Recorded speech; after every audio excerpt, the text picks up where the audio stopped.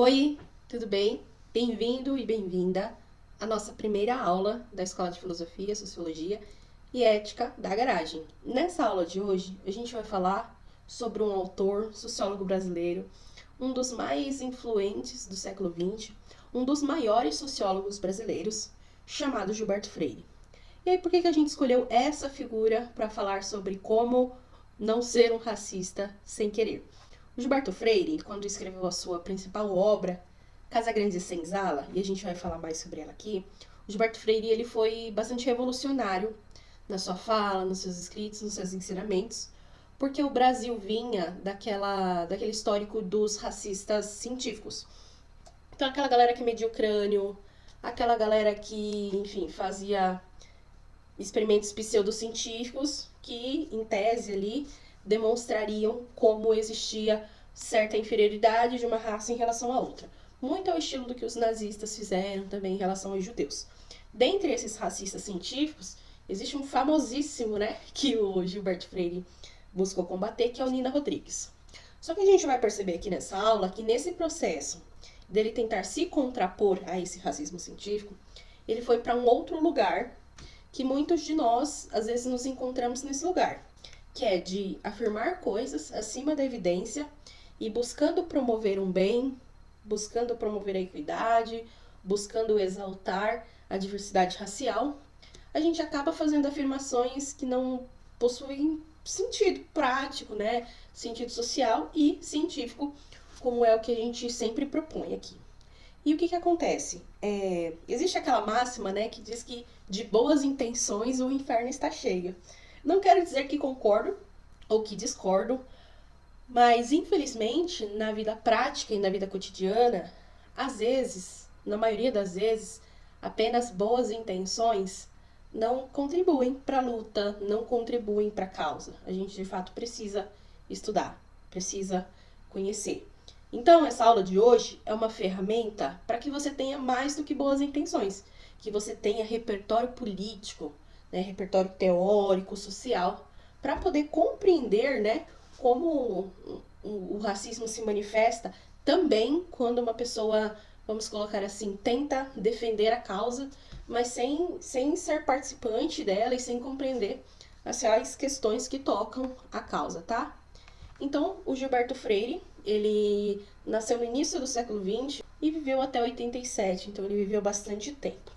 O Gilberto Freire, ele se preocupou basicamente em estudar a história da formação do Brasil na época do período colonial, e a ideia dele é fazer um resgate daquele período, de forma que os brasileiros, de forma que a sociedade brasileira pudesse também fazer as pazes com aquele período, né?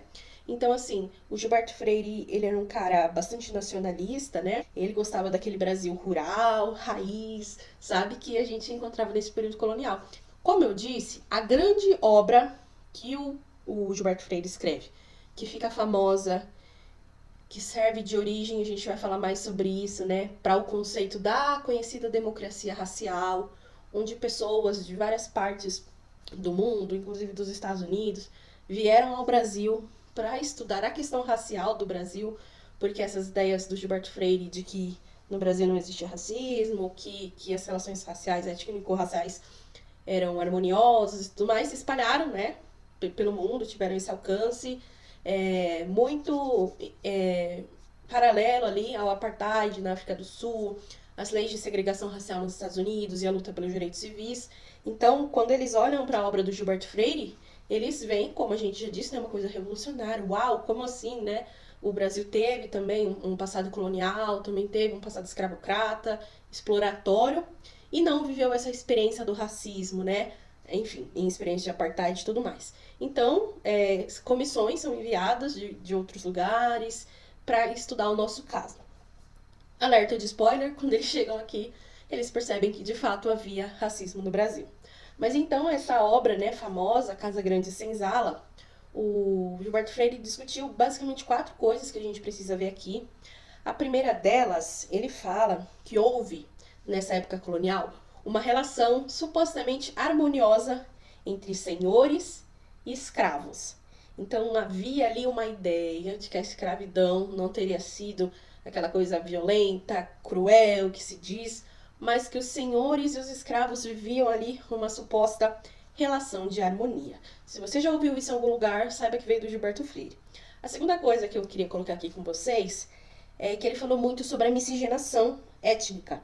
E aí, dentro desse conceito de democracia racial, que ele não vai fundar, né, de forma oficial, de forma intencional, mas que esse conceito de democracia racial vai tomar corpo e força a partir de sua obra, ele diz que essa miscigenação é o que fez com que essa democracia racial fosse possível, tivesse um início ali. Por quê? Diferente dessas experiências onde houve segregação, bairro de negros, bairro de brancos, escola de negros, escola de brancos, aqui no Brasil houve uma mistura entre as raças, né? Tanto a raça branca, negra, indígena, e por isso essa miscigenação étnico-racial teria contribuído para que não houvesse essa separação, essa segregação tão explícita assim, que separaria dois guetos, né, dois polos, dois extremos. A terceira coisa é que a relação entre os senhores brancos e as mulheres negras indígenas, na opinião do Freire, né, teriam sido relações pacíficas, eram a base do processo de miscigenação. Então percebam, a miscigenação, como ocorreu no Brasil, ela tem um perfil bastante específico. Ela não ocorre entre mulheres brancas e homens negros. Ela não ocorre entre mulheres brancas e homens indígenas. Ela ocorre tão somente entre homens brancos, senhores brancos e mulheres negras e indígenas. Só isso já nos nos mostra um perfil completamente patriarcal, né, dessa miscigenação que, vamos falar abertamente, se fosse uma miscigenação natural, harmoniosa, pacífica, como se diz, as pessoas precisariam se relacionar entre elas de forma livre, espontânea e tudo mais.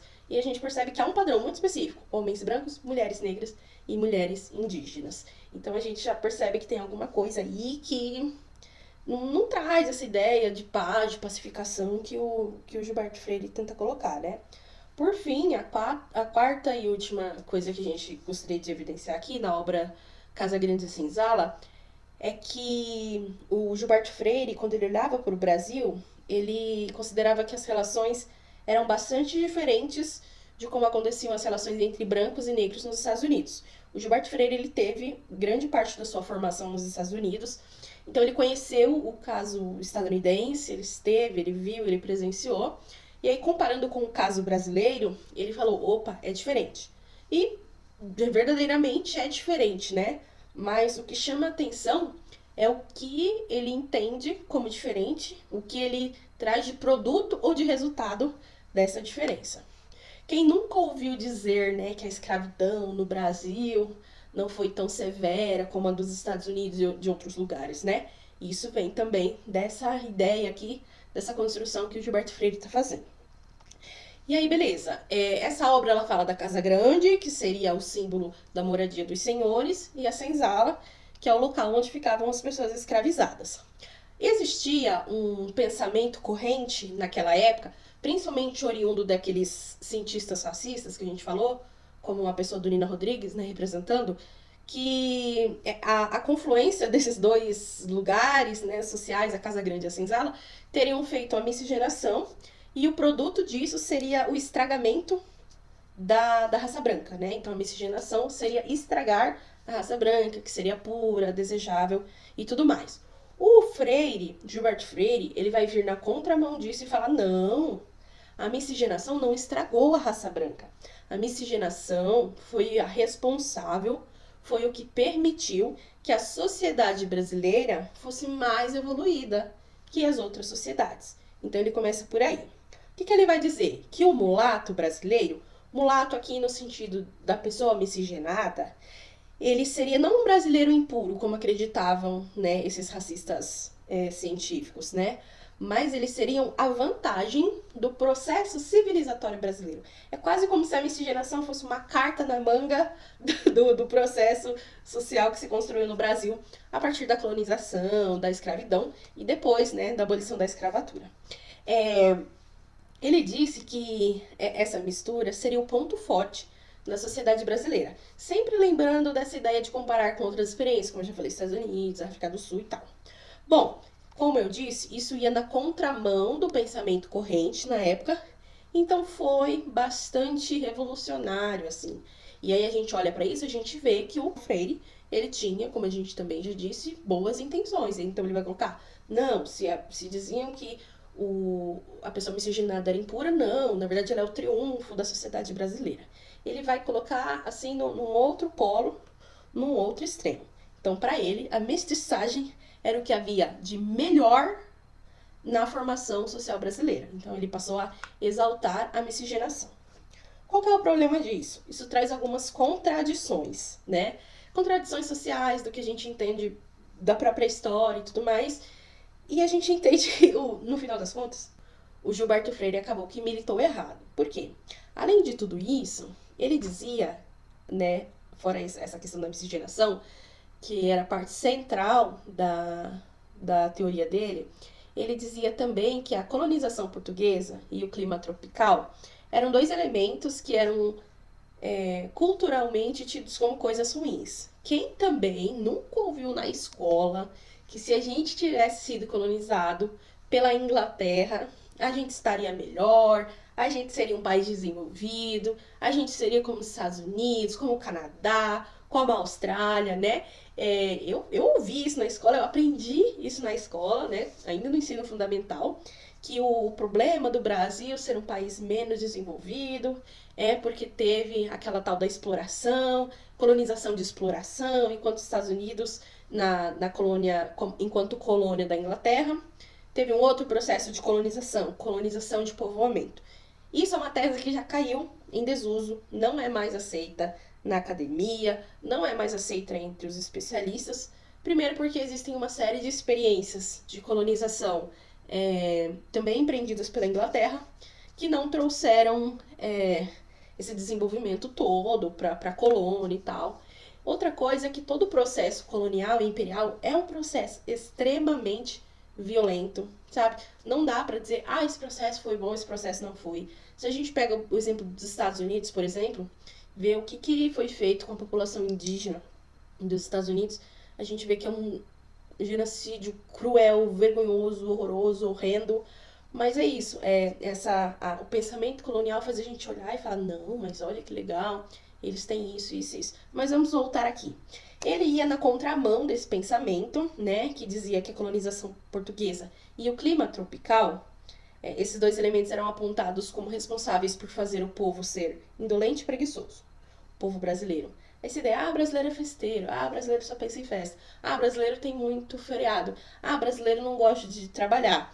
Enfim, quando a gente vai trazendo isso para populações mais marginalizadas, negros, indígenas, nordestinos, quanto mais intersecções, né, de minorias a pessoa tem, perceba, ela é mais tida como preguiçosa e como indolente, né? E já nessa época acreditavam que era por isso, por causa da colonização portuguesa e não inglesa, ou de países nórdicos, e o clima tropical. O Gilberto Freire vai exaltar isso, vai subverter isso, falar, não, a gente ter sido colonizado por Portugal foi uma coisa boa. Ele ainda diz assim, os portugueses foram os únicos capazes de prevalecerem na América. E aí ele diz isso, por exemplo, que os portugueses estavam adaptados ao clima tropical aqui na América, porque eles já tinham tido experiências de colonização na África. Então eles estavam habituados ao clima. E aí ele diz isso como se isso fosse uma coisa boa. E aí, em contrapartida, ele vai dizer que países nórdicos, ele é de Pernambuco, né? Então ele conhece ali a experiência da invasão holandesa e tudo mais. Então ele vai trazer esses outros países da Europa, que não apenas Portugal e Espanha, para dizer, enfim, que eles meio que não vingaram aqui no Brasil e na América do Sul, como se o empreendimento colonial deles tivesse falhado, mas o dos portugueses tivesse prosperado. Então, na ideia deles, os portugueses, eles tinham ali essas experiências anteriores que deram a eles vantagens para eles conseguirem sobreviver aqui, seu experimento colonial, seu empreendimento colonial pôde prosperar no Brasil. E aí ele reconhece que o brasileiro possuía, já nessa época, uma síndrome do vira-lata, assim, um complexo de inferioridade, em relação a essas outras experiências de colonização, então inglesa e nórdica. E ele vai falar, não, mas olha aqui, os portugueses foram também uma boa experiência de colonização pra gente e tal. Enfim, e aí isso vai ficando mais estranho e mais difícil, porque ele vai elencar lá 3 elementos que foram essenciais e fundantes do projeto colonial no Brasil, e ele vai novamente tentar explicar isso, explicar o inexplicável, então ele vai tentar exaltar essas coisas. Bom, os 3 pilares são a miscigenação, que a gente já falou bastante, o latifúndio e a escravidão. Ele explica que a miscigenação, no fundo, teria sido uma coisa boa porque os portugueses não teriam rejeitado relações próximas com mulheres negras e indígenas. E aí, por que eles não rejeitaram? Porque já estavam acostumados com os povos da África. Ou seja, ele percebe uma virtude na miscigenação no fato de que os portugueses não rejeitaram as mulheres negras e indígenas sexualmente. E ele vai dizer que isso ocorreu porque eles já tinham tido contatos parecidos na África. Veja só. Sobre o latifúndio, ele nem tenta explicar, assim, justificar, mas ele vai dizer que era a forma de exploração mais adequada aos recursos e interesses dos portugueses. E aí, só lembrando, latifúndio é aquela grande concentração de terra na mão de uma pessoa, né? Então, uma grande terra que poderia pertencer a várias pessoas, que poderia ser distribuído de forma mais justa, poderia ser distribuído, inclusive, por meio da venda, sabe? Do loteamento da venda. Não era, o latifúndio era dado a uma pessoa ou a uma família por motivos e interesses que o distribuidor lá da terra tinha, como o Gilberto Freire bem colocou aqui, olha, era o interesse deles, era o que se adequava a eles, e pro Gilberto Freire tá de boa, né? E por fim, ele vai falar da escravidão, que também foi esse elemento, né, fundante daquela sociedade colonial. Ele diz que a mão de obra escrava era o único, repito, o único recurso de colonizadores, e a justificativa, já que Portugal não contava com um excedente populacional que pudesse vir para cá trabalhar. Então, olha só. Ai, a gente precisa de gente para trabalhar aqui nesses latifúndios que a gente criou. Mas lá em Portugal não tem gente suficiente para vir trabalhar aqui. Então a nossa única opção vai ser ir à África, escravizar pessoas e trazer para cá.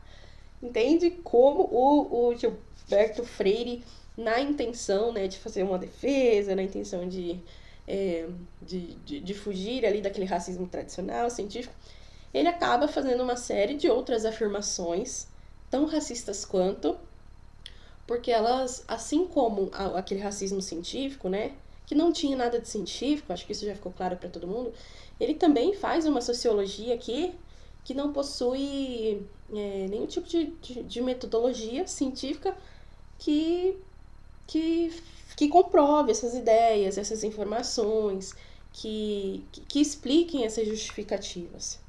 E aí, enfim, existem uma série de outras críticas que se faz à obra do Gilberto Freire, né? Entre elas, a gente lembra aqui que nem os indígenas e nem os negros faziam parte de uma comunidade homogênea, né? Em termos de valor, cultura. Então, como que a gente pode dizer que negros e senhores indígenas e colonizadores brancos viviam em harmonia se os próprios grupos africanos e os próprios grupos indígenas e os próprios grupos de colonizadores não viviam em harmonia? A gente não vai para a Europa e pensa que os holandeses se davam bem com os portugueses, que se davam bem com os espanhóis, que se davam bem com os franceses, com os ingleses. A gente sabe que eles tinham diversas diferenças culturais, políticas, religiosas. Então, não dá pra gente olhar para a experiência dos indígenas aqui do Brasil e das diversas etnias trazidas de África e pensar a categoria negro ou a categoria indígena como se eles pudessem, sabe, como uma grande comunidade hegemônica, estar ligados ao senhor ou colonizador numa relação de harmonia, né? Outra coisa que a gente precisa lembrar é que essa relação que aconteceu entre homens brancos, colonizadores, senhores e mulheres negras e indígenas sempre foram relações pautadas pela violência, sabe? A gente cresceu assistindo novela das 7 na Globo, onde tem a sinhazinha que se apaixona pelo escravo da fazenda e eles vivem um amor proibido. Essa ideia não corresponde à grande, esmagadora maioria dos relacionamentos interraciais e de miscigenação que ocorreram no Brasil colonial. A grande maioria, esmagadora parte desses ditos relacionamentos foram pautados pela violência de senhores colonizadores, de portugueses, de brancos, de senhores de fazendas, enfim, todos aqueles agentes colonizadores forçando essas relações com mulheres negras e mulheres indígenas. E ainda mais, né, não assumindo esses filhos como um filho legítimo, como um filho da sua família, como sua prole, até porque existia um grande preconceito, vamos usar essa palavra, em relação aos filhos nascidos no Brasil, as pessoas nascidas no Brasil de forma geral. Mas, principalmente quando descendentes de europeus, existia até um termo específico para eles, né, que eram os crioulos, e quem intitulava essas crianças, né, esses brasileiros, de pessoas impuras, de pessoas misturadas, miscigenadas, que estragavam a raça branca, eram inclusive os próprios portugueses, que eram os pais dessas crianças. Entende? Então, é uma história de violência que ocorre não só para gerar aquela criança, mas uma história de violência que se perpetua também na infância, adolescência e vida adulta daquela criança, que não vai ser aceita como parte daquela elite colonial. É uma criança que vai ser relegada também a um lugar de subalternidade, de servidão, de impureza, enfim, todas essas questões que a gente entende que permeiam esse processo colonial brasileiro. Então, para finalizar, a gente tem aqui o Gilberto Freire, que ele olhou para a situação racial no Brasil, ele olhou o que estava sendo dito naquele momento e falou assim, isso aqui não tá legal, a gente precisa fazer alguma coisa, a gente precisa dizer alguma outra coisa, mas ao invés dele olhar para a história e olhar para os fatos e fazer uma construção baseada nos estudos históricos, sociológicos, ele vai florear os acontecimentos, ele vai romantizar as relações coloniais, ele vai romantizar as relações raciais. Então aquilo que era horroroso agora vai ser lindo, aquilo que era problemático agora vai ser harmonioso, aquilo que era cruel agora vai ser gentil. E não é esse o caminho pelo qual a gente precisa ir. A gente precisa olhar para o passado, né, para a experiência colonial, escravocrata, de forma crítica e dizer, olha, foi isso que aconteceu. E a gente precisa responsabilizar aqueles agentes históricos pelas mazelas que produziram nos seus processos de vida e tudo mais. Agora, o que nós, hoje em dia, temos a ver com o passado? Hoje, todos nós, negros, brancos, indígenas, enfim, pessoas asiáticas, todos nós colhemos hoje, vivemos hoje, consequências, frutos desses processos históricos, né? Então, esses processos históricos, eles não ficaram no passado. Eles trazem consequência para a nossa vida cotidiana até hoje. Então, o que cabe a nós? Compreender qual local social nós ocupamos a partir desses muitos anos de experiência colonial, de experiência escravocrata. E aí perceber hoje em dia em qual lugar social a nossa condição étnico-racial nos enquadrou. Numa condição de subalternidade? Numa condição de privilégio? E aí, diante disso, a gente precisa ter a responsabilidade de compreender o que houve e tomar medidas, hoje em dia, que sejam capazes de mitigar, né, essas consequências desse racismo que vem desse processo que durou anos no nosso país. E que, como a gente disse lá no comecinho, vieram aqui investigar o Brasil, porque ficaram sabendo que aqui não tinha racismo, e quando chegaram aqui descobriram que tinha racismo sim. Porque o Brasil foi o último país do Ocidente a abolir a escravidão. E um passado como esse, uma história como essa, não muda do dia para a noite. E não pode ser ignorada. Então, se você é uma pessoa do movimento progressista, que entendeu que existe uma questão étnico-racial no Brasil, que é problemática, que é difícil, que precisa ser pensada, você precisa vir pelo caminho do estudo, do diálogo, entende? A gente não pode cair nesse caminho que o Gilberto Freire caiu, de querer romantizar, de querer exaltar as relações, de querer apagar o passado, mesmo com boas intenções, sabe? Então existem muitos discursos atuais que são resultado e produto direto dessa ideia de democracia racial, inspirada no Freire, como por exemplo, somos todos iguais, eu não enxergo cores. A gente precisa enxergar, porque as cores existem, né?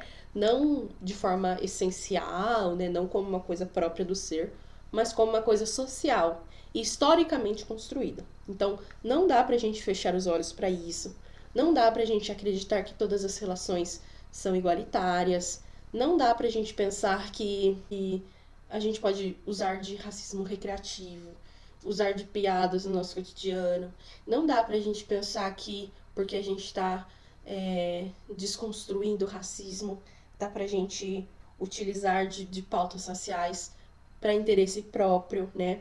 O compromisso que a gente precisa ter precisa exceder o esforço do Gilberto Freire. Veja só, um dos maiores sociólogos do Brasil e do século XX, uma referência nos estudos até hoje, a gente precisa superar, sabe? A gente precisa olhar para o nosso passado, ver que ele é feio, ver que ele é problemático, e aí compreender como que a gente quer melhorar a partir disso, sabe?